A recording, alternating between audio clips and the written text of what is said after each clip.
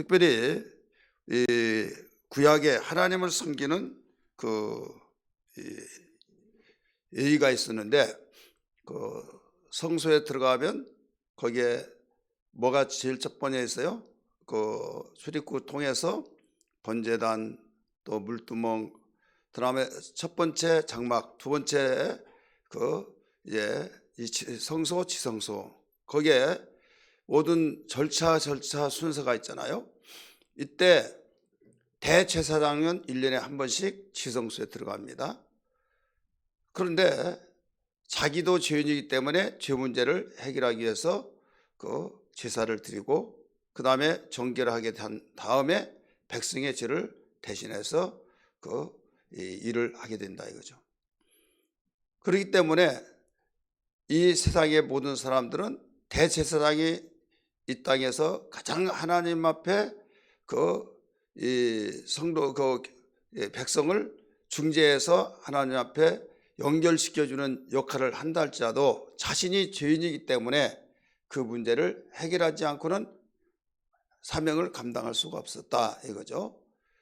그런데 예수님은 오늘 본문의 말씀 보면 단번에 곧바로 사람이 지어놓은 성소에 들어가지 아니하시고 하늘로 올라가셔서 단번에 모든 문제를 해결하셨다. 만약에 그렇지 않더라면 이 땅에 오셔서 자주 고난을 받아야 하지 않겠느냐, 이런 말씀을 우리 26절에서 하반절 가르쳐 주고 있죠. 하반절 그가 보면은 그가 한번 거기서 읽읍시다. 이제 거기서부터 시작. 이제 자기를 단번에 제물로 드려 피를 없이 하시고 세상 끝에 나타나시느니라. 세상 끝에 나타나셨다. 자주 고난을 받아야 할 것이로되 그렇지 않고 이제 자기를 단번에 제물로 드려 죄를 없이 하시려고 세상 끝에 나타나셨다. 그래서 과거에 구약시대 때는 죄를 해결하기 위해서 제사가 있었죠. 하나님 섬기는 제사, 속죄, 번제, 소제, 화목제, 속죄제, 속건제, 이 5가지 죄를 통해서 하나님께 영광을 돌리기도 하고 죄 문제를 해결하기도 하고, 근데 한 가지 분명한 것은 율법은 뭐라고 그랬어요?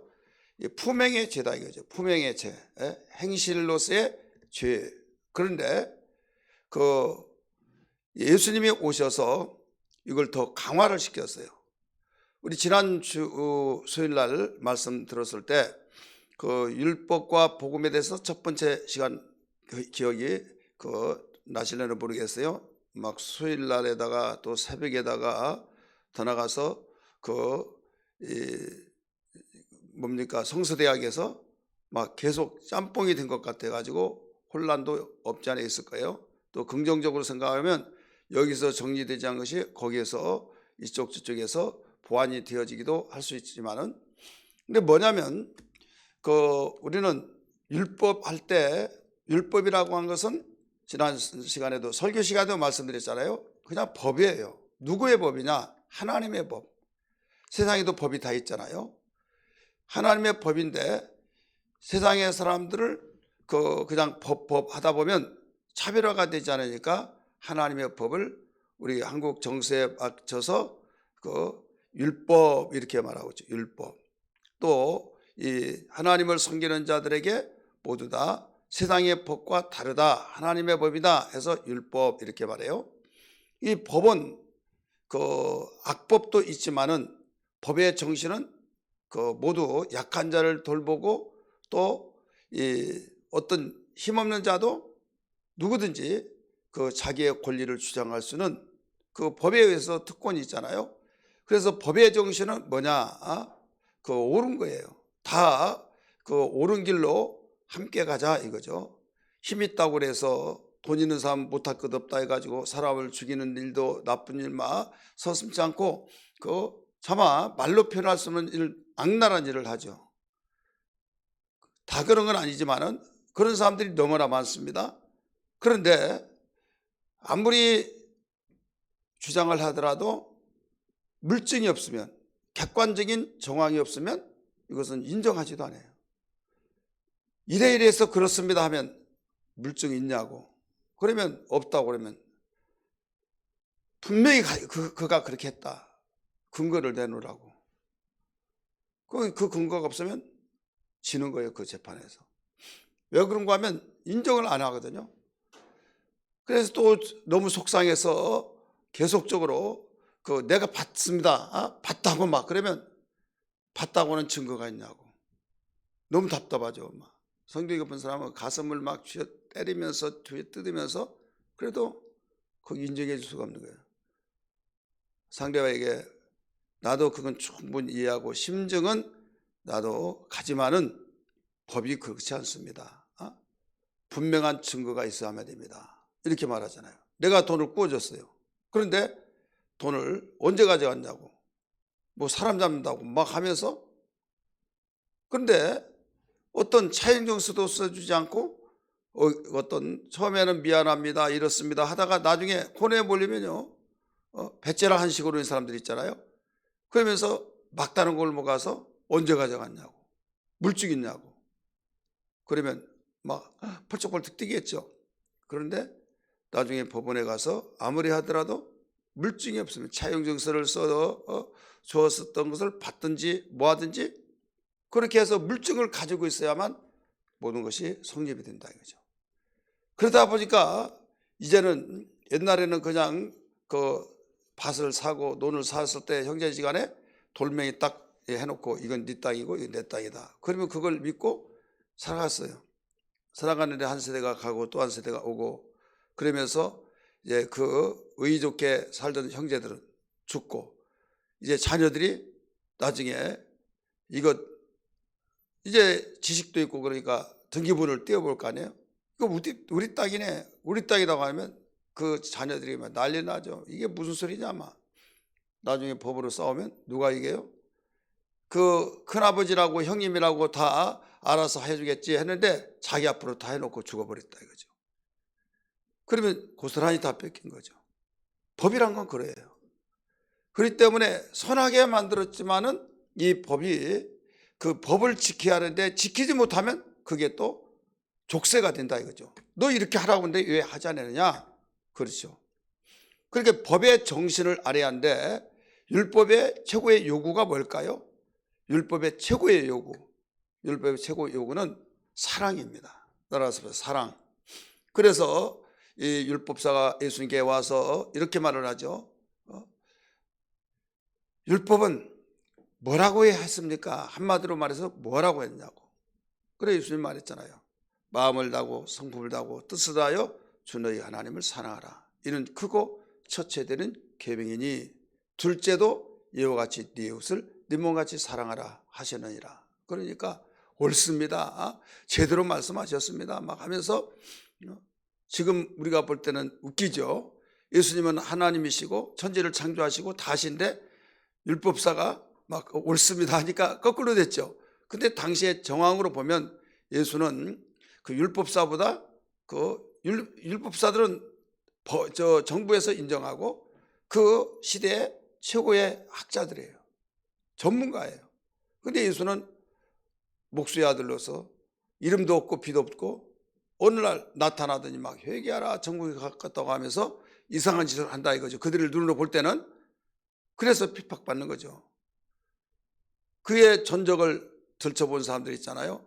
알기 위해서. 야, 그 산촌에서 태어났고 거기서 자랐고 배운 것도 없고 그 다음에 아무것도 배우지 않는데 학교도 다니지 않는데 어떻게 하냐.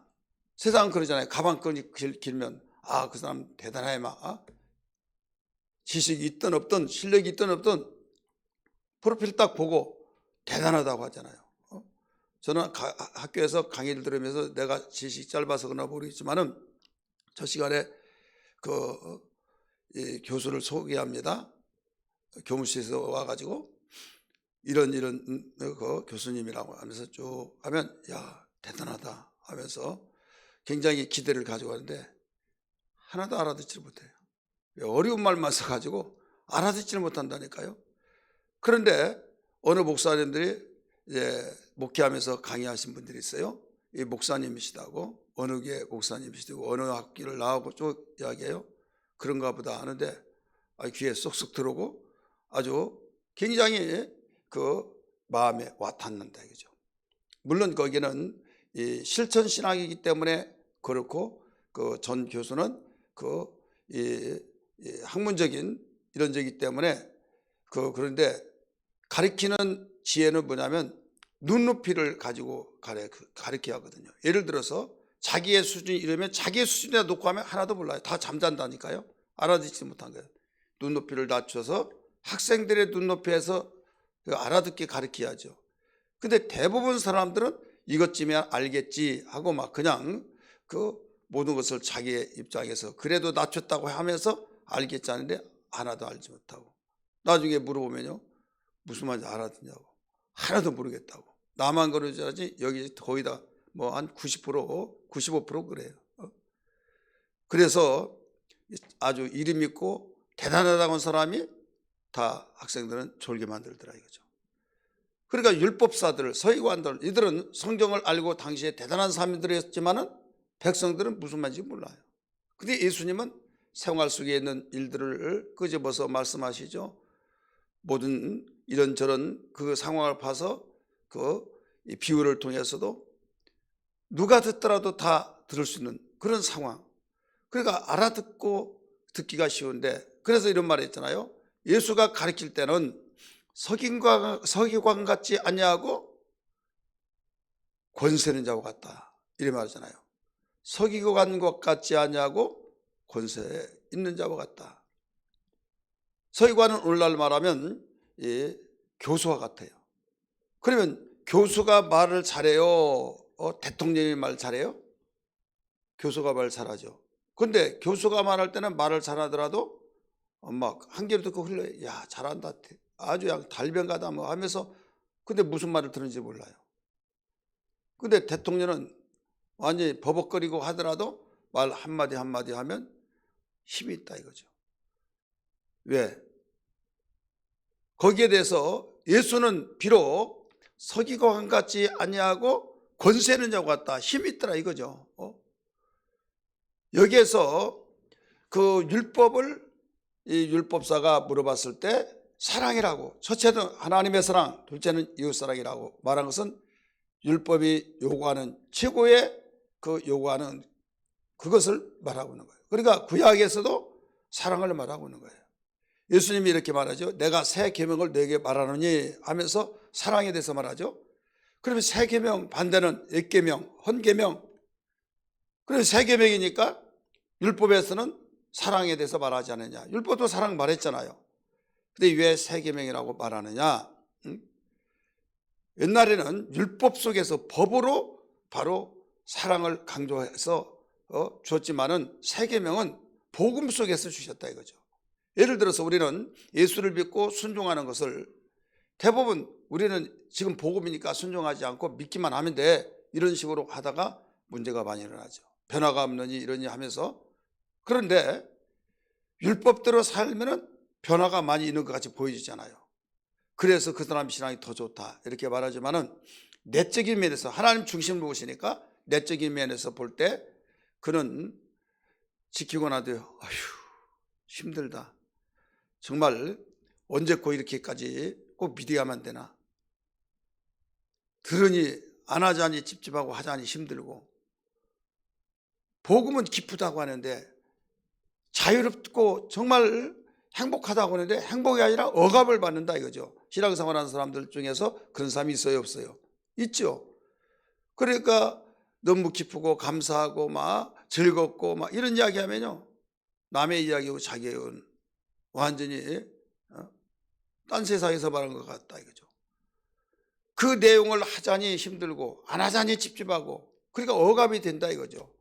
그러니까 나를 전도한 사람이 고맙고 감사하고 너무 감사하다고 한 것이 아니라 나를 이쪽으로 이끌더니 그러니까 전도한 사람이 미운 거죠.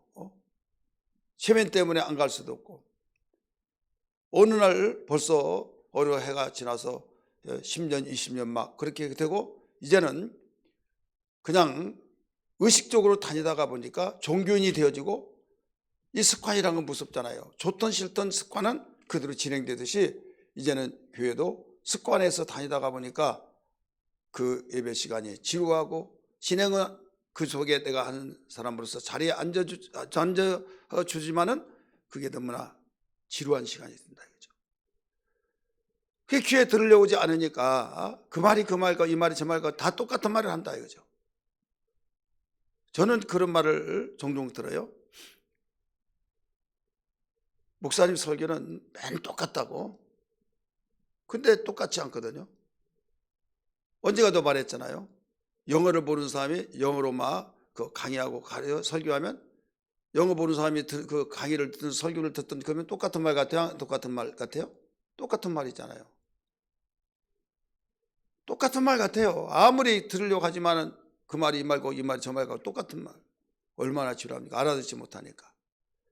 근데 어디 가서 들었더니 쏙쏙 들어더라는 거죠. 자, 영어로 듣다가 우리말로 들으면 아무리 버벅거리더라도 쏙쏙 들어와야 안 들어와요? 양쪽이 안 들어봤나 봐요. 쏙쏙 들은단 말이에요. 그러니까 이제 그 교회 가서 어떻게 들었냐 했더니 내가 워낙 쏙쏙 들어와서 녹음을 왔어요. 녹음을 해놨는데 실컷 정치 이야기하고 실컷 시사적인 이야기하고 그 다음에 이렇게 살면 안 됩니다. 그 이야기더라고요. 설교도 아니고 그냥 일반적에서 유교에서도 불교에서도 누구나 말할 수 있는 그 내용들이더라 이거죠. 근데 쏙쏙 들은다 이거죠. 자, 뭐가 다를까요? 지금 우리는 하나님의 말씀을 들으러 온 거예요. 믿으시길 바랍니다. 하나님의 말씀을 들을 때 하나도 안 들려온다. 이것은 겸손하게 차근차근 배우지 않고 그냥 다녀보면 되지, 열심히만 하면 돼, 그런 식으로 했든지 아니면 사모함이 없고 그냥 다니는 거예요. 그래서 오직 하면 내 백성이 지식이 없으므로 망하는도다라고 가르쳐 줬잖아요. 온라인으로 예배드린 우리 성도들, 또 이 자리에 참석하며 애국왕교회 소속하는 모든 성도들은 분명히 여러분들에게 말씀드리지만은 이왕의 신앙생활 하려고 하면요, 착실하게, 차분하게, 확실하게 우리는 겸손한 마음 가지고 배워야 될 줄 믿습니다. 알아야 된다 이거죠. 주님이 말씀하셨어요. 내가 분반보등을 가르쳐 지키게 하라 하면서 하늘로 올라가셨잖아요. 근데 안 듣고, 설교 시간도 안 듣고, 저는 제일 개인적으로 힘든다고 하든지 화가 난다고 할 정도로 속상한 것은 뭐냐면, 설교 안 듣고 그냥 눈치 감고 무슨 연유에서 눈을 감은지 몰라요. 나를 보기 싫어서 그런지, 아니면 피곤해서 그런지, 아니면 나 다 압니다 그래서 그런지, 아니면 직통계시 받으려고 하는 그런지, 하나님은 아시지만은 아니 쳐잡아야 하잖아요. 요사이는 마스크까지 써가지고 인상을 모르겠어요.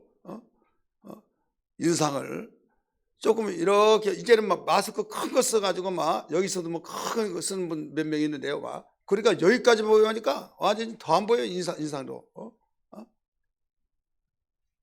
웃으면서 말씀드리지만은 예배 시간에 좀 코만 덮여주고 최대한 적은 거 좀 썼으면 좋겠어. 인상이라도 좀 보여줘야 할 거 아니에요. 이게 뭐냐면 인격 대 인격은요, 얼굴을 보고 또 같이 말할 때, 지금 내가 전할 때 상대가 들어주냐 안 들어주냐, 거기에 대해서 여러분 엄청난 차이가 납니다. 근데 여러분 혹은 가르치는 교사들로서 그 입장을 보면 충분히 이해해야 될까요? 눈이 동그래가지고 하면서 아멘 하면 안 하더라도 정말 진지하게 받아들이면 힘이 생겨요, 안 생겨요? 생기죠. 그런데 설교 가르치는데 그러고 있으면 어때요? 시위하고 있는 거죠. 이게 뭐냐면 인격 대 인격이 되어 있기 때문에요. 하나님도 인격적인 분이에요. 그럼 그분 앞에 그런 식으로 우리가 예배하면서 듣는다고 한번 생각해 보세요. 사람과 사람 사이도 인격적이기 때문에 내가 자리에서 벌떡 일어나서 막 화장실 가고 싶은데 조금 있으면 끝나겠지 하고 참고 하는데 도저히 못 참겠으면 죄송해요 하면서 미안한 마음을, 자세를 가지고 가는데 그냥 왔다 갔다 그냥 뛰어갔다 막 다 이러고 다니면서 이것은 우리가 볼 때도 에티켓에 어긋나지 않느냐. 하나님 앞에 예배할 때 진지하게 예배드리지 않은. 그래서 기독교 복음이 어디든지 들어가면요, 이 교육에 대한 것이 눈이 띄어집니다. 하나님에 대한 교육. 그래서 하나님의 비전이 생기는 거예요. 할렐루야. 하나님의 의지와 하나님의 생각과 하나님의 뜻, 하나님이 하시고자 하는 그것이 무엇인가를 알 때 너무 좋거든요. 그러니까 나도 저렇게 해야지. 그게 하나님의 비전이에요. 우리 사람의 각자 비전이 있잖아요. 이 시대의 흐름을 통해서 앞으로 장래 유망 그 직종이 직업이 뭘까, 그걸 판단해서 내가 이런 비전을 가지고 이렇게 하겠다 라고 한 것은 다 어디에서 나와서 땅의 비전. 그냥 멍 때리고 되는 대로 사는 사람보다 그 비전을 가지고 사는 사람은 아주 명중률이 그 100%는 아니지만은 뭐 90% 80% 하면 그 사람은 시대를 제대로 읽었다 이렇게 말하잖아요. 그리고 그 사람은 벌써 절제를 할 줄 알고, 그 사람은 의지를 가지고 노력하고 거기에 대해서 여러 가지 연구하면서 분석하고, 그래서 멍하고 사는 사람과 비교가 될 수 없죠. 그래 비전을 가져야 한다 이렇게 말하고 있어요. 근데 그런 비전이라 할지라도 시대의 흐름을 되는 것 같은데 이렇게 흘러갑니다. 그러다가 느닷없이 흘러가는 물이 어떻게 위로 올라가냐 이거죠. 내리막인데도 불구하고. 자, 내려가는 것이 자연스럽게 그 순리죠. 근데 위로 올라갈 수 있어요? 못 올라가죠. 근데 올라간다 이거죠. 어떻게 올라가느냐? 느닷없이 돌풍이 불더니 완전히 태풍처럼 하더니 샥 하면서 물의 힘에 의해서 올라가는 거예요. 세상에 그럴 수가 어디 있습니까? 우리가 판단으로 볼 때 그럴 수가 없는 거예요. 세상에 지금 기류 흐름이 이렇게 흘러가고 있다. 근데 느닷없이 어떤 경제적인 소용들이 한번 치더니 완전히 역으로 나가면서 내 생각과 내 판단, 나의 비전은 뒤죽박죽되면서 날아가 버린다 이거죠. 그래서 전에는 이렇게 하니까 되더라 해서 그렇게 해서 하는데 이번에는 똑같이 될 줄 알았는데 안 된다 이거죠. 이게 땅의 비전입니다. 근데 하나님의 비전은 한번 하시겠다는 계획은 영원히 불변하시고 거기에 대해서 정확하게 이루어지기 때문에 하나님의 비전을 내가 가졌을 때 그 비전은 끝까지 가는 거예요. 세상 끝날까지 믿으시길 바랍니다. 그래서 그 비전을 위해서 기도하고 우리는 그 비전을 가지고 영원히 후회하지 않냐고 하나님이 이끌으시고 밀어주시고 돌봐주시고 성령께서 우리 마음속에 계속 곁길로 가지 않고 이 바른 길이다 하면서 진리 가운데 인도하신 걸 믿기 바랍니다. 그러니까 예수 믿는 사람은 반드시 일부러 내가 똑똑해져야겠다, 그렇게 똑똑해야지 할 필요 없는 거예요. 그냥 같이 주님과 함께 살다 보면, 주님과 함께 삶을 살다 보면 그냥 가랑비에 옷 젖듯이 저절로 그분의 영향을 받고 그분의 눈을 띄어지고 그분의 비전을 가지고 살다 보니 다른 사람들은 이상할지 모르겠지만 자신은 닮아가잖아요. 부부가 20-30년 막 살다 보면 닮아간다고 해요, 안 해요? 음식도 맛있는 것도 전에는 뭐 싱겁냈지 아니 맛있으면 왜 이러니 저리 하는데요, 나중에 오래 살다 보면 다 공유가 되는 거예요.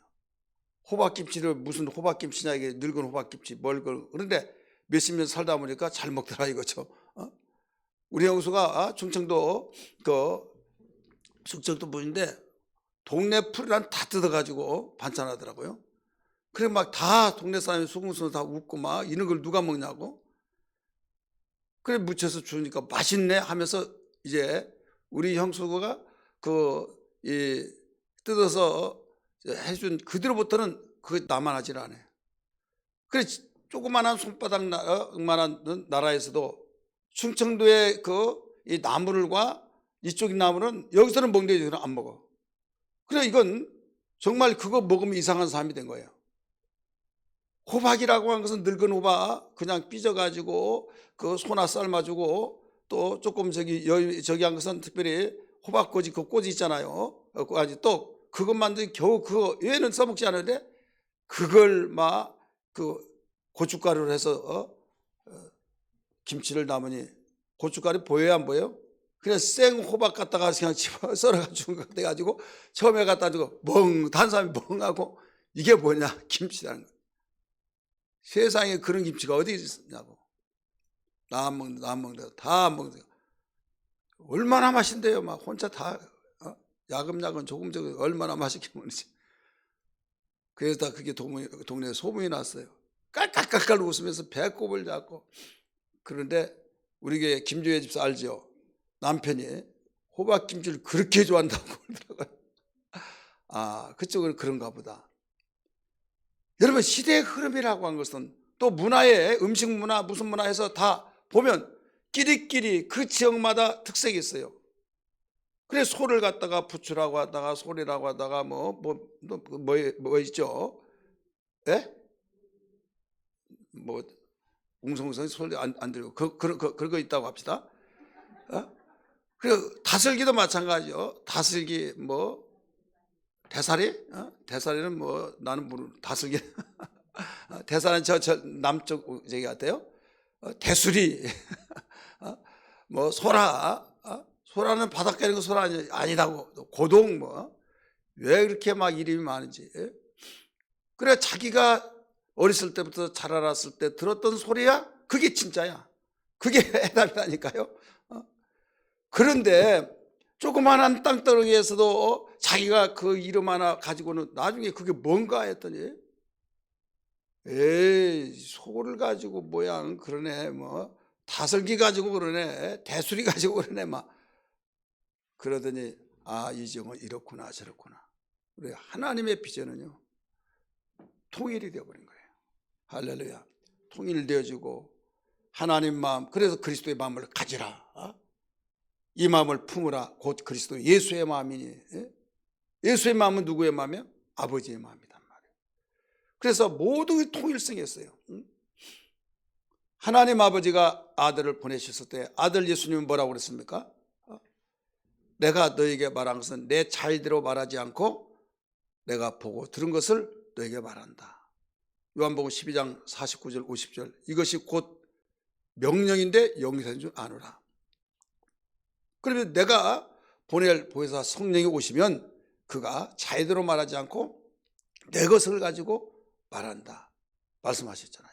주님의 것 가지고 생각나게 하시고 가르치시고 진리 가운데 인도하시고, 그러니까 아버지의 마음을 가지고 이 땅에서 오셔서 아버지께서 아버지 품속에 있을 때 들었던 것 보았던 것을 그대로 전하는 거예요.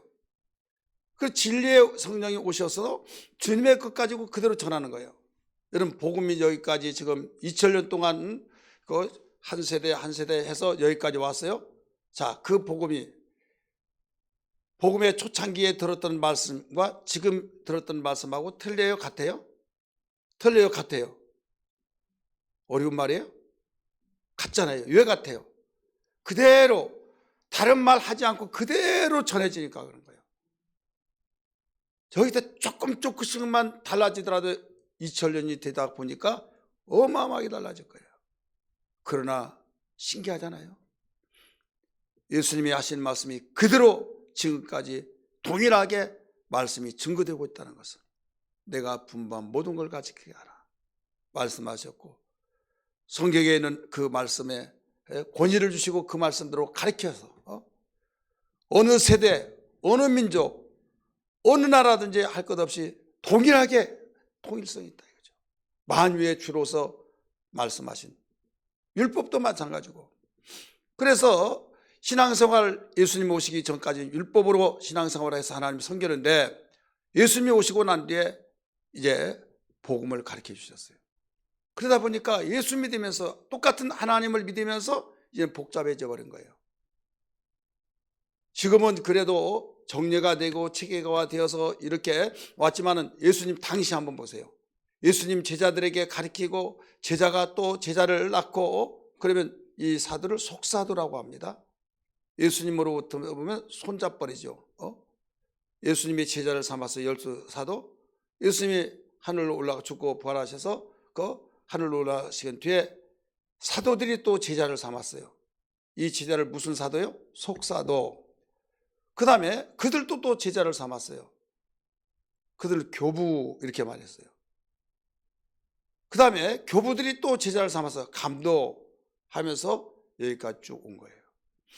근데 그때 복음을 전할 때나 지금이나 똑같은 말씀을 가르치고 있다 이거죠. 성령께서 생각나게 하시고 가르치시고 일맥상통으로서 변함없이. 근데 문제는 뭐냐면 이렇게 번역기가 되어졌을 때 거기에서 주님이 말씀하신 것을 하나님이 그 시대마다 지식을 사용하셨고 또 성령의 감동하심으로써 그 지혜 있는 자들을 통하여 체계를 잘 세워주어서 모든 걸 정리를 잘 해준, 이게 바로 성경에 그 모아진 것이다 이거죠. 바울이라고 하는 사도가 13권 내지 14권을 기록하고 예수님의 제자들 대부분 다 기록하고, 그리고 또 예수님 제자들과 함께 복음을 전하고 예수님을 뜨겁게 사랑한 자들이 거기에 보고 들었던 것을 그대로 그 기록해서 전해왔고, 그래서 여기에서 그 복잡한 구약시대에 섬겼던 그 율법, 예수님이 가르쳐준 그 말씀, 그래서 충돌이 된 것 같은데 이건 충돌이 아니다, 바로 이런 것이다 해서 신약 성경에서 두 책, 하나는 로마서, 하나는 히브리서. 그래서 반드시 율법과 복음을 알려면 그 로마서하고 히브리서를 알아야만 됩니다. 이걸 모르면요 평생 가더라도 긴가민가 하면서 귀에다 걸면 귀걸이, 코에다 걸면 코걸이 하면서 뭐가 뭔지 모르겠어. 그런다니까요. 가르친 사람이 여러분 그걸 모르면 더 그 밑에 있는 사람은 마찬가지죠. 목사님들이 이 율법과 복음을 안 가르쳐 놓으면 복잡해진 거예요. 그래서 어떤 데는 말을 잘 듣고 순종 잘한다고 하는데 완전 율법으로 다 만들어 놓은 거예요. 하나님의 자녀를 다 종으로 만들어 버리겠죠. 그게 무서워서 하는 거예요. 벌 받을까 봐, 저주 받을까 봐 하는 거예요. 똑같이 순종을 하는데 나만이 알고 하나님이 알지만은 행동한 건 똑같아요. 순종하니까. 그러니까 믿음 좋다고 하죠. 자, 우리는 믿음 볼 수가 없잖아요. 그런데 움직여지고 순종하면 믿음 좋다 이렇게 대부분 말하잖아요. 그러니까 믿음 좋다고 하는데 말한 것 보면 믿음이 아니더라 이거죠. 뭐냐, 율법에 의해서 내가 공부하기 싫은데 너 공부 안 해? 억양이 달라지면서 회초리를 딱 가지고 종아리 걷어 때립니다. 얼마나 아프든지. 너 앞으로 안 하면 오늘 10대 맞았는데 다음에 15대, 그러면 또 안 하면 또 매 맞으려고 그래? 벌떡 일어나면 할게 잘못했어 막 하면서 공부해요 안 해요? 하죠. 하기는 하는데 뭐 때문에 해요? 매 때문에 해요. 무서워서 하는 거예요. 이게 율법이에요, 쉽게 말해서. 그런데 공부를 하기는 하는데 야, 좀 쉬었다 하라, 잠자고 하라. 예. 그러면서 부모님이 워낙 걱정할까 봐 잔뜩하면서 부모님이 방에 들어가면 벌떡 일어나서 공부를 한다 이거죠. 자, 몇 때문에 하는 거예요? 알아서 하는 거예요? 알아서 하는 거죠. 내가 해야 할 이유를 알아서. 그러다 보니까 공부하는 것이 재밌다고 하고 억압이 아니라 너무나도 신바람 나고 알면서부터 더 재미를 붙인다 이거죠. 예수 믿는 것이 그거예요. 복음의 신앙이 그거다 이거죠. 그러니까 진리를 알지니 진리가 너희를 자유케 하리라. 똑같은 자리에서 똑같은 말씀을 듣는데 어떤 사람은 벌 받을까 봐, 저주 받을까 봐 무서워서 열심히 하고, 어떤 사람은 정말 너무나 은혜가 감사해서 할 때에 하나님께서는 누가 철났다고 할까요? 복음의 사람이. 그러면서 예하고 막 하는 것 같은데 부모가, 종이 그렇다면 당연한 거예요. 종이. 근데 자기 자식이 그렇다면 속상해 안 속상해요? 그러면서 종놈하고 같이 놀면서 막 종이 자기 아들을 부리먹어요. 심부름도 시켜. 이것까지 와 저기까지 와, 내 발 좀 닦아라 막. 그러면 알았어 막 하면서 발 닦아주고. 그걸 누가 봤어요? 자기 아버지가 봤어요.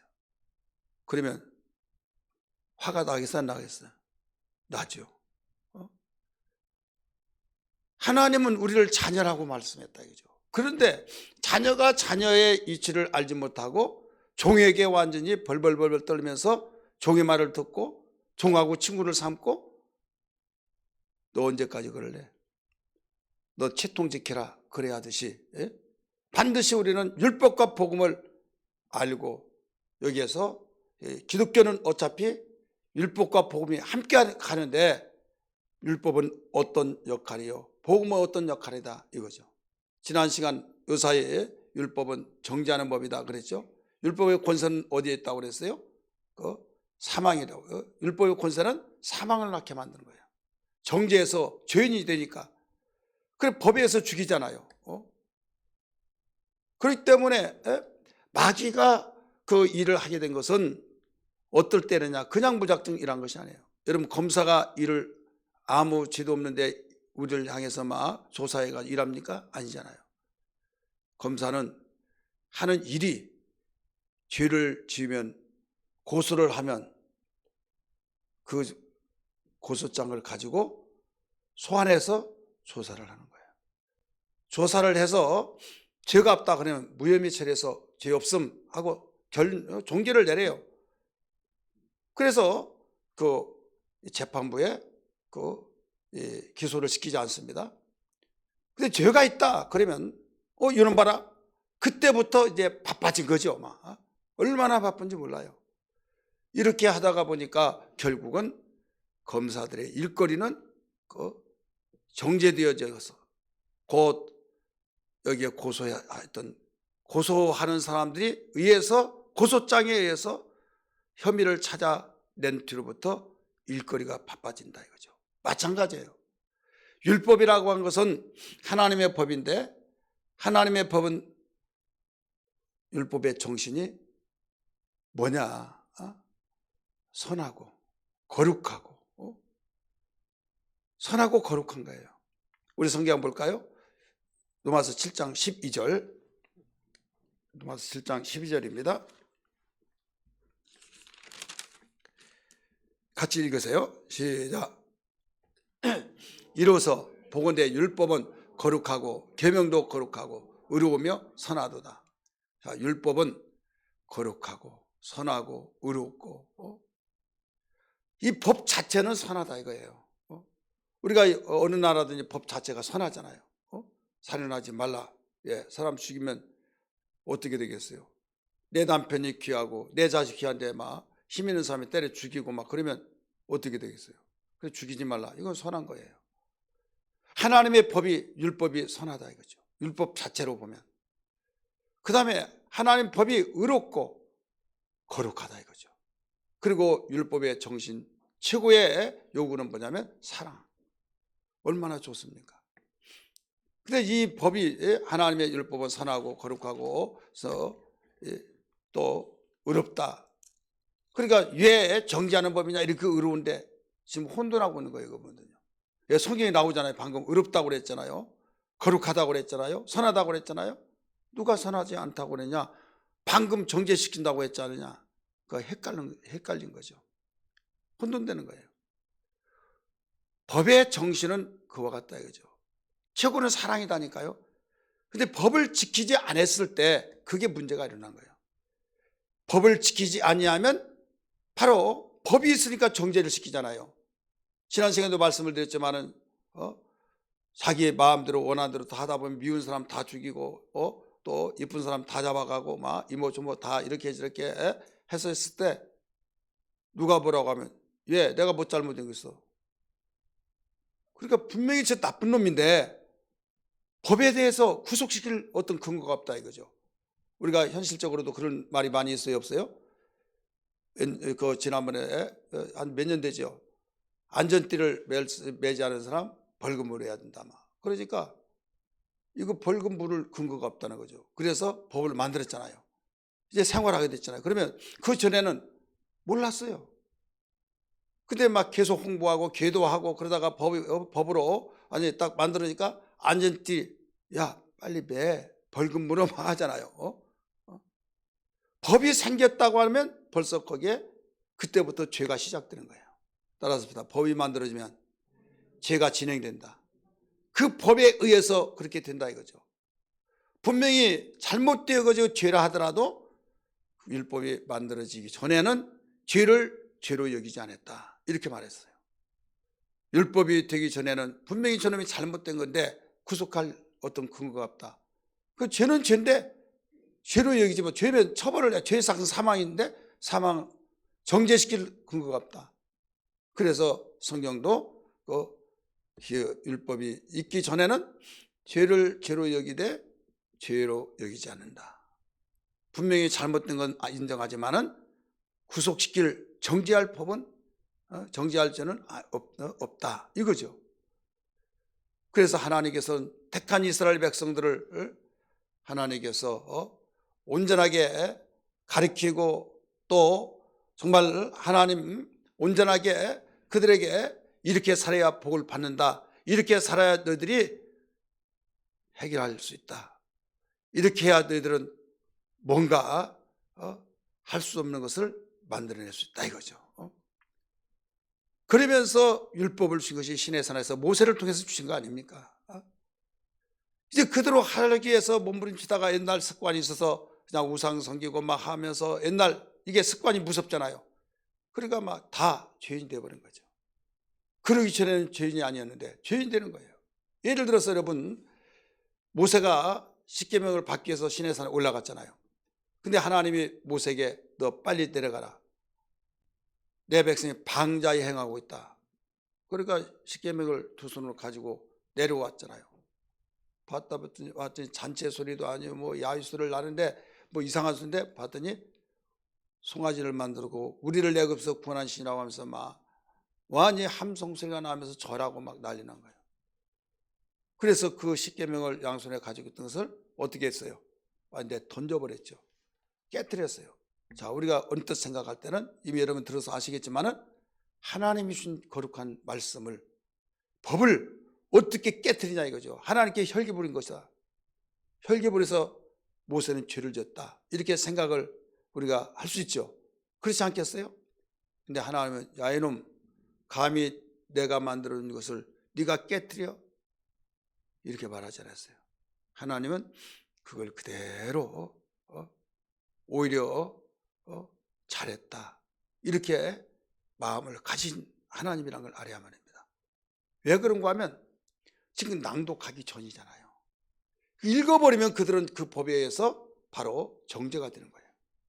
깨트려버렸다는 것은 살리기 위해서 깨트린 거예요. 하나님은 예물을 보지 않고 중심을 보시기 때문에 여기서 하나님은 십계명을 깨뜨린 모세를 나무라지 않았다 이거죠. 그러면서 그에게 잘못된 것을 가르쳐 주면서 다시 올라가서 받은 계명 두 번째 그걸 이제 낭독해 준 거죠. 낭독을 해주고 그 다음에 백성은 듣고 그때부터 법적 효력이 나타난 거예요.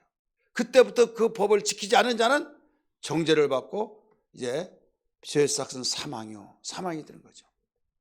근데 사실 이 죄의 삭은 사망이라는 것은 하나님이 에덴 동산에서부터 아담으로 인하여서 그 시작이 되었어요. 그러나 하나님이 택한 이스라엘 백성들에게 내 백성이다 하면서 백성들에게 주신 특별히 천하 만민에게 모두 주신 것이 아니라 백성에게 택한 이스라엘 백성에게만 주신 법이라 이거죠. 그래서 그 법을 가지고 그 모든 것을 판단하고 이렇게 하면서 그 죄를 가려낸 거죠. 그러면 이방인들은 뭐냐 이거죠. 이방인들은 율법을 안 받았으니까 없지 않느냐. 여러분 새벽에 들으셔 아시겠지만은 이방인에게도 죄가 있다 이거죠. 이미 아담을 통해서 계속 낳고 해서 죄의 종이 되어서 죄인이다. 그런 가운데 모두 다 죽게 되는데 택한 이스라엘 백성만은 내 백성을 이거 지키면 너 의롭고 지키지 못하면 너는 죄다. 한 번에 더 기회가 되어진 거죠. 그러나 한 가지 분명한 것은 영원히 죄를 영혼이 의롭게 되어진 건 아니다 이거죠. 하나님의 계획은 믿는 자나 믿지 않는 자나 택한 자나 택하지 않는 자나 모두 죄인이기 때문에 의인은 없나니 하나도 없고 모든 사람이 죄인이기 때문에 하나님의 영광을 돌리지 못하고 그래서 그들은 언젠가는 심판을 받고 지옥에 갈 수밖에 없는데 택한 이스라엘 백성이 그렇게 가면 안 된다. 그리고 또 이방인들에게 이 사실도 알려서 하나님의 계획은 이제는 구원시키는 하나님의 그 계획이 있잖아요. 그래서 택한 이스라엘 백성에게 그 이제 메시아를 보내주셔서 해결하는 그 사건, 로마서 3장이 있는데요. 이제 진행이 되잖아요.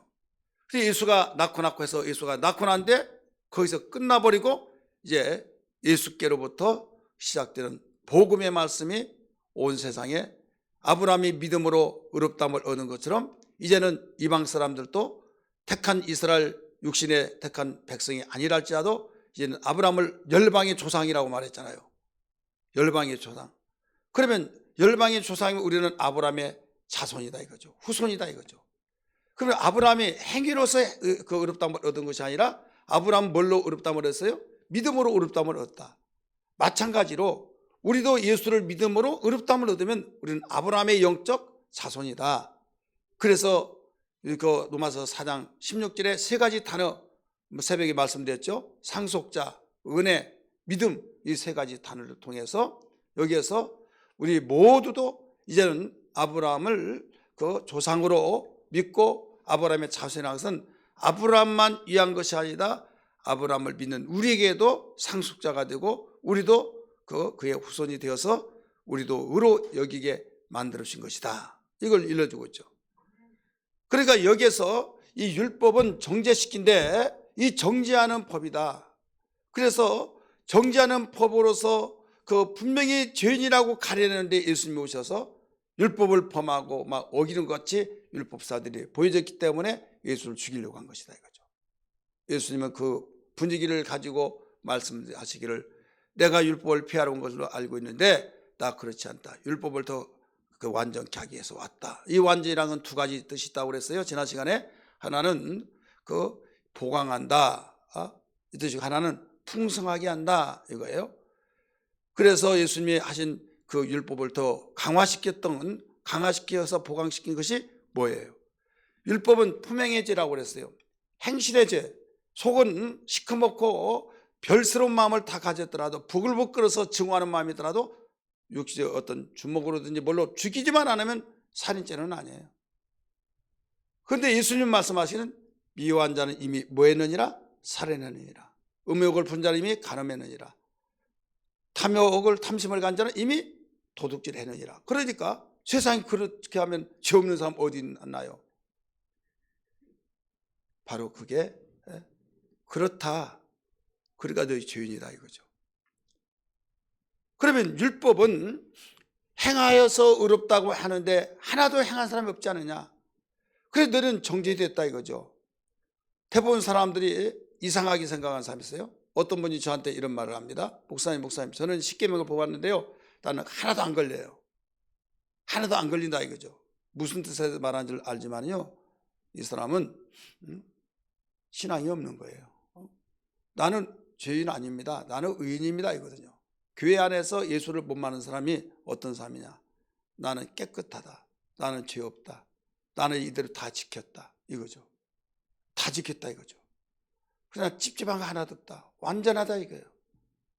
그러면서 누가 그 이런저런 좀 행위로서 그 눈에 그 그릇된 일을 하는 걸 보면 더러운 거 이런 것 저런 것 하면서 정죄를 하는 사람이 있어요.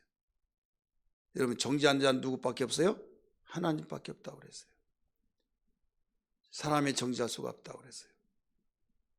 지금 우리에게 나는 다 지켰습니다 그 말을 듣기를 원한 것이 아니에요. 하나님께서는 이미 선언을 했잖아요. 하나님 뭘로 선언했어요? 뭘로? 죄인이라고. 의인은 하나도 없다고 그랬잖아요. 하나도 없어서 그 죄인이라고 하고 지금 죄를 통해서 하나님께 영광 돌린 자가 없다. 로마서 3장 23절에 말씀했잖아요. 근데 나는 죄 없다. 십계명 다 행했다. 나는 깨끗하다. 나는 완벽하다. 그래서 주변에서 그렇게 그렇지 못한 사람은 나는 그 사람 입맛 떨어지 마. 그게 어제 오늘이 아니라 예수님 당시에도 그랬어요. 몸을 파는 창기들, 도적질을 하는 세무공무원들, 돈 떼어먹는 놈들, 그런 들 막 그래가지고 그들은 막 하나님께서 완전히 저주할 것이다. 근데 자기들은 깨끗하게 살았다. 그러면서 그런 사람하고 같이 하면 부정하고 더럽다. 그래서 멀리했다 이거죠. 사마리아 사람들 그 혼혈아들 생긴 그들하고는 우리 가까이 하면 부정하다. 그러면서 삥삥 시간이 더 들다 돌아가 다녔다 이거죠. 근데 어느 날 예수님이 세리의 집에 가서 잠자고 가겠다고 그랬잖아요. 수근수근 하잖아요. 야, 예수는 저런 자고 친구가 됐어. 이때 예수님이 하신 말씀 뭡니까? 병든 자를 찾아 나선 자는 의원이 병든 자를 찾아 나선다. 병든 자가 누구를 찾느냐? 의원을 찾는다. 의원을 찾는 자는 병든 사람만이 찾지 병든 자는 찾지 않는다. 그러면서 나는 죄인을 찾아 구원시키러 왔다 말씀하시잖아요. 그러면서 하는 말이 창기와 세리들이 너희보다 먼저 하나님 나라에 임한다. 하나님 나라에 들어간다. 이렇게 말했잖아요. 그들은 깨끗하다고, 그들은 나는 꺼리낌이 없다고, 그들은 너희들은 이대로 가면 지옥 가 이 말이거든요. 그렇다면 여기에서 우리는 무엇을 알아야 되는가 하면 율법이라고 하는 것을 통해서 과거는 품행해지기 때문에 내가 행실로 그렇게 속은 어떻게 되들 망정 행실로만 저질러지 않았으면 나는 율법에 걸릴 것이 없어요. 그래서 오늘날도 마찬가지 나는 도둑질도 하지 않고 난 이렇게 하지 않고 나 이랬으니까 나는 꺼리낌 먹고 난 떳떳해. 나는 아무 죄 없어. 그러면 주님 하고 있어요. 자, 빚쟁이가 저 채권자 보면 미안하고 막 죄송해요 막 이런 마음이 생기지 빚 없다고 한 사람이 죄송해서 할 필요 있어요 없어요? 없는 거죠. 주님은 죄를 찾아서 구원시키러 왔기 때문에 주여 나는 죄인입니다. 주여 나는 죄인입니다고 고백이 되어진 사람만이 바로 주님을 찾고 주님이 그를 찾아서 내가 내 죄를 용서하노라 말씀하신 거예요. 그런데 난 죄 없다고 하면 어떻게? 그래서 하나님께서는 모든 사람이 죄인이라고 고백받아서 구원시키기를 원하신 하나님이라는 사실을 믿기 바랍니다. 그래서 예수님을 보내서 율법에서는 품행으로서 이제 하다 보니까 빠져나가는 그물을 쳐서 빠져나가는 고기가 있다고 한다면 예수님은 총총하게 그물을 쳐서 빠져나간 자들이 거기에 다 걸려버리는 거죠. 바로 송사리라도 다 걸린다 이거죠. 어떤 고기라고 하는 움직이는 물체는 다 걸려버린다 이거죠. 예, 마음으로 음욕을 부리는 자는 가늠했다. 마음으로 미워한 자는 살인했다. 탐심을 마음으로 탐심하는 자는 도둑질했다. 그러면 그런 삶이 없는 삶이 어디 있느냐? 바로 그것이다 이거죠. 그러면 나는 누구 앞에 죄인이에요? 나는 율법 속에서 구약에 있는 그 예수님이 오시기 전에 그 율법에는 나는 완벽한데 예수님이 말씀하신 그 율법은 내가 더 율법을 바로 완전케 하러 왔다. 강화시키러 왔다. 강화하는 주님의 그 율법 속에서는 뭐냐? 강력하게 율법을 강화시키는 것은 마음의 끝까지 다 잡아서 죄인으로 만든 거죠. 죄인이지만 죄인이 아니라고 하니까 바로 그렇게 죄인되게 만들어버린 것이다. 그럴 때 다른 사람들 앞에 사회적으로 생활할 때 깨끗하고 당당하고 그렇지만은 하나님 앞에 주님 앞에는 죄인입니다 하면서 그걸 고백해야만 된다 이거죠. 그 고백을 할 때만이 내 죄를 해결해 준 자가 있는데 내가 내 죄를 사했노라. 내가 내 죄를 사했노라 하시면서 이미 내가 알기도 전에 내 죄를 다 십자가에 못 박혀 죽으시며 피를 흘려서 내 죄값을 지불해 줘버렸다는 걸 믿기 바랍니다. 할렐루야. 여러분 요한복음 1장 29절은 이렇게 말씀하고 있어요. 보라 세상 죄를 제공하는 하나님이 어린 양이로다 이렇게 말하잖아요. 이건 유대인의 복음입니다. 따라합시다. 유대인의 복음. 예수님이 오시면 바로 십자가에 죄를 제공하는 어린 양과 같다. 율법의 어린 양이 어떤 어린 양이에요? 아사셀이라고 하는 어린 양은 백성들의 죄를 다 안수해가지고 그 염소에다가 그 정갈을 시키잖아요. 자기들의 죄를 염소가 짊어지고 지금 무아지경으로 갑니다. 가서 어느 날 잡혀먹는다 이거죠. 그 죄상 사망이니까 내가 죽을 죄를 염소가 바로 이제 짊어지고 죽은 것처럼 그러면 예수님이 오셨을 때 구약에서 그 있었던 사건을 설명하면서 요한은 보라 세상 죄를 지고 가는 하나님의 어린 양이다. 이 언약은 누구에게만 했어요? 이방인들은 몰라요. 유대인들만 알아요. 그래서 유대인의 복음이라 이렇게 볼 수 있어요. 근데 요한복음 3장 16절은 모든 사람에게 복음이에요. 따라서 모든 사람에게 복음이다. 왜? 하나님이 세상을 이처럼 사랑하사 이 지구촌에 사는 모든 사람들을 사랑하사 독생자를 주셨으니 이는 저를 믿는 자마다 멸망치 않고 영생을 얻게 하려 하심이라. 보라 세상 죄를 지고 가는 하나님의 어린 양이로다. 이건 누구의 복음이에요? 유대인들에게 복음. 요한복음 3장 16절은 세상 모든 사람들에게 향한 복음. 그러니까 여기에서 예수님은 모든 사람의 죄를 지고 가신 주님이 이제는 너희들 알아라 하면서 요한복음 3장 16절을 말씀을 가르쳐 준 거예요. 그렇다면 나도 알지도 못하지만 예수님은 이 땅에 오셔서 앞으로 태어날 사람에 이르기까지 모든 죄를 다 짊어지고 죽으셨다는 것을 일러주고 있는 겁니다. 믿기 바랍니다. 세상에 그 당시 있는 사람은 내가 믿겠고 인정하겠지만 앞으로 태어날 사람까지 어떻게 죄를 그렇게 아시고 그렇게 죽어주시냐, 나는 그 이해가 안 된다.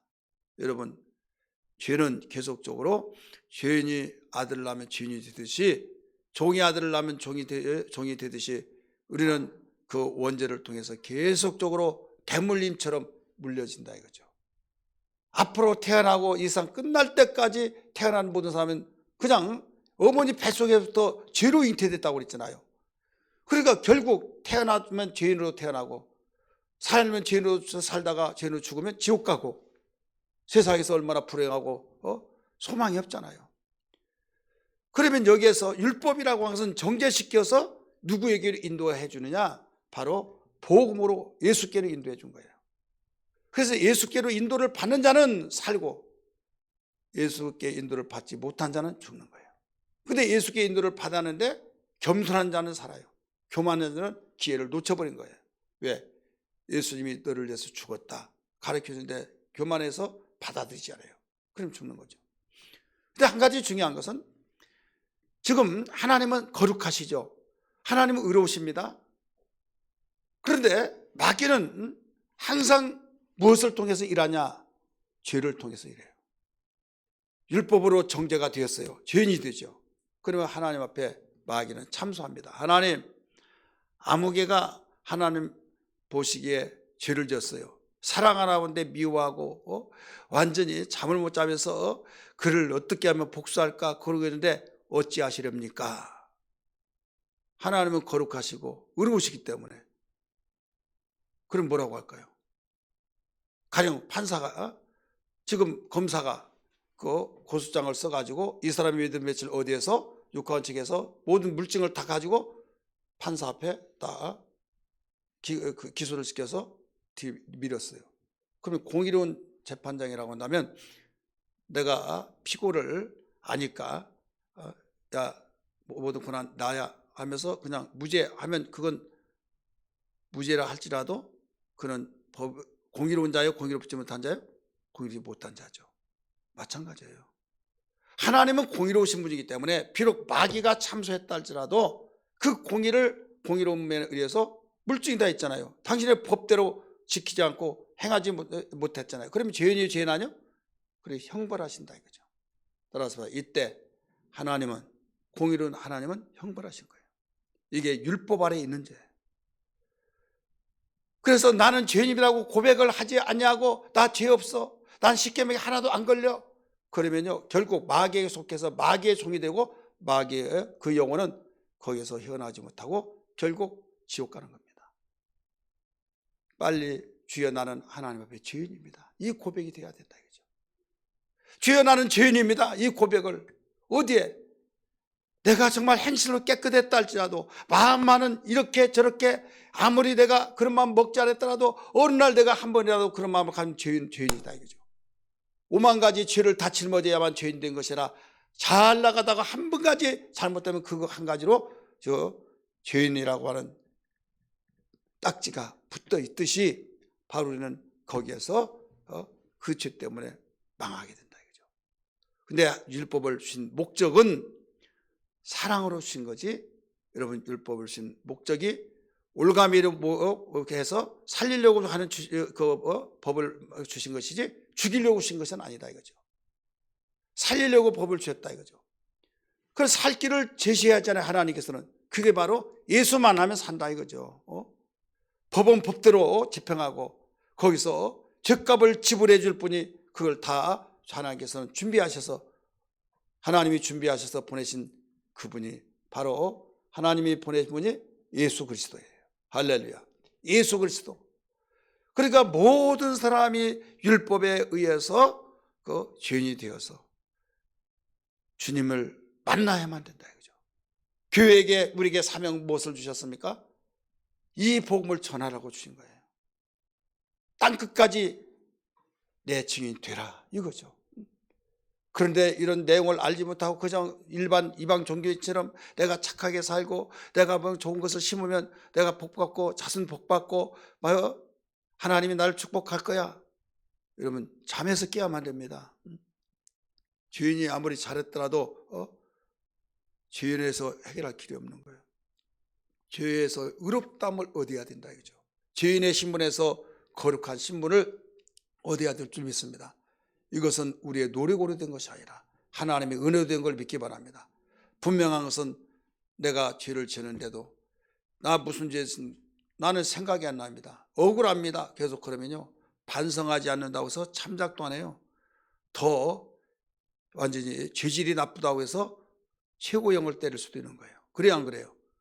그래서 그걸 아는 사람은 죄송합니다, 내가 죽을 죄를 졌습니다 하면서 판사에게 어떻게 해서 죄 형량을 적게 받기 위해서도 또 진심으로 그런 사람도, 그러면 뉘우치고 있다 할 때 참작을 한다 이거죠. 여러분, 세상의 사람도 법정, 세상 법정도 그런데 하나님은 공의로우신데 그렇게 죄를 지었음에도 불구하고 나 죄 없다고, 나 깨끗하다고 하면 여러분, 그가 구제받을 길이 있냐 이거예요. 나는 죄인입니다, 하나님 어찌하면 되오리까 할 때 내가 너를 위해서 네 죄를 다 짊어지고 죄값을 지불해 준 자를 내가 이 땅에 보내는데 그가 예수니 그를 만나라 이거예요. 할렐루야. 그를 만나라 했을 때 주님을 만나고, 주님, 나는 죄인입니다, 나를 긍휼히 여겨 주옵소서, 나를 살려 주옵소서, 내가 네 죄를 사했노라 할 때 얼마나 기뻐요. 얼마나 기뻐요. 감격적이죠. 나는 죽을 줄 알고, 나는 완전히 지옥 갈 줄 알고, 나는 세상에서 정말 하나님 앞에 정죄되어서 이걸로 끝나버린 줄 알았는데 나를 위해서 독생자까지 보내주셔서 내 죄를 지불해 주시고 내 죄를 지불해 주시고 해결해 놓았다니 그 은혜가 얼마나 감사하냐. 그래서 이제는 정죄에서 해방된 자입니다. 이게 복음이에요. 따라서 합시다. 정죄에서 해방되었다.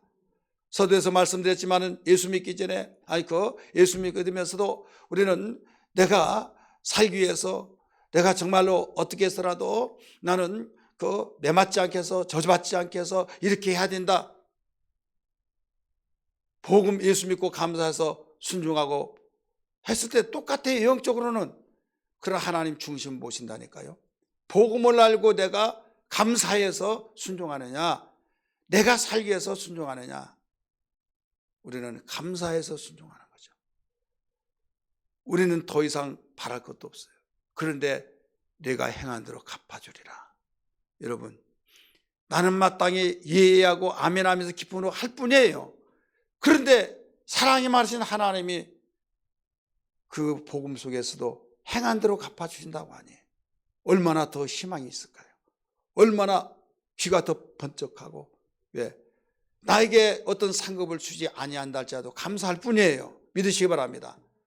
그런데 나에게 이제 자녀로서 하나님의 나라를 상속해 주시고 또 이 땅에서도 하나님께서 범사를 축복하시고, 하나님을 만원히 여기지 말아라, 하나님은 무엇으로 심든지 그대로 거두게 하신다고 말씀하신 그 말씀 언약하시고 약속하시고 우리에게 모든 것을 행한 대로 갚아준다고 하셨으니 종의 입장에서 아니라 자녀의 입장에서도 그렇게 가르쳐 주셨으니 얼마나 감사하냐. 오늘날 많은 사람이 예수 믿으면서 율법을 알지 못하다가 결국 그대로 하나님의, 내가 율법 알지 못하면 무엇을 몰라요? 죄를 모르잖아요. 차라리 어떤 죄를 지면요, 내가 아무리 부인하려도 난 죄인이다, 고백이 될 수밖에 없죠.